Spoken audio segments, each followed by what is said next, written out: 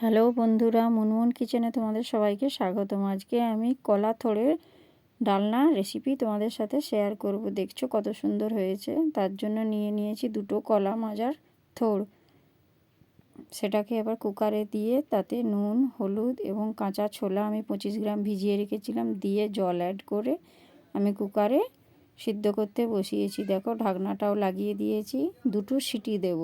তার জন্য নিয়ে নিয়েছি দেখো গোটা জিরা, দুটো কাঁচা লঙ্কা এবং আদা, তাকে পেস্ট করে নিয়েছি। এবার দেখো সিদ্ধ হওয়ার পর কত সুন্দর দেখতে হয়েছে। কড়াই এবার গরম তেলে দিয়ে ভালো করে ওটাকে ভেজে নিতে হবে। ভাজা হলে খেতে বেশ ভালো লাগে, ওই জন্য এটাকে বেশ ভালো করে আগে ভেজে নিতে হবে।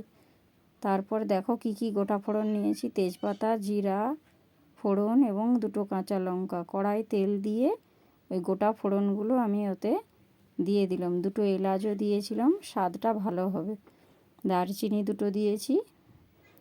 এবার দেখো ভালো করে ওটা ভেজে নেব। যতক্ষণ না ভালো ভাজা হচ্ছে ওটা একটু ভালো করে ভাজতে হবে। তারপরে দেখো বেটে রাখা আদা, জিরে, কাঁচা লঙ্কা বাটার পেস্টটা ওতে দিয়ে দিলাম। দিয়ে লঙ্কা গুঁড়ো, হলুদ গুঁড়ো, ধনে গুঁড়ো অ্যাড করলাম। এবার ভালো করে মশলাটা একটু কষে নেব। যতক্ষণ না মশলা থেকে তেল ছেড়ে আসছে এইভাবে কষতে থাকবো।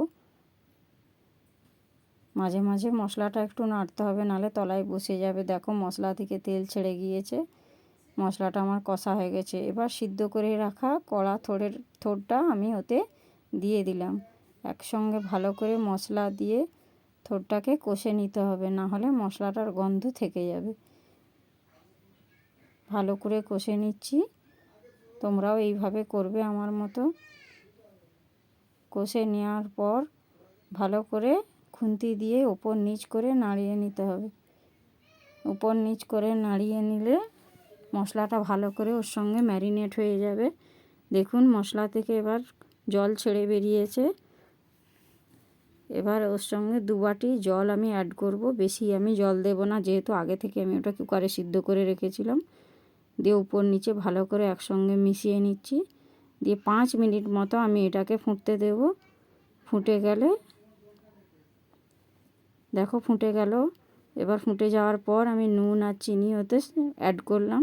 তোমরা তোমাদের প্রয়োজন মতো অ্যাড করো। আমি চিনিটা বেশি অ্যাড করিনি, 1 চামচ মতো চিনি দিয়েছি। তোমরাও এরকম দেবে, মিষ্টিটা তোমাদের প্রয়োজন মতো দিও। একটু ভালো করে ফুটিয়ে নেবে চিনিটা দেওয়ার পর, নাহলে চিনিটা তলায় দানা বেঁধে থাকবে। এরকম ভালো করে খুন্তিয়ে করে ভালো করে উপর নিচ করে খুঁচে নিয়ে বেশ মাখা মাখা করে নিতে হবে, যাতে তরকারিটা বেশ সুন্দর টেস্ট আসে। দেখো আমার একদম কলা থোড়ের ডালনাটা একদম রেডি। কত সুন্দর হয়েছে দেখতে। তোমরাও এইভাবেই করো।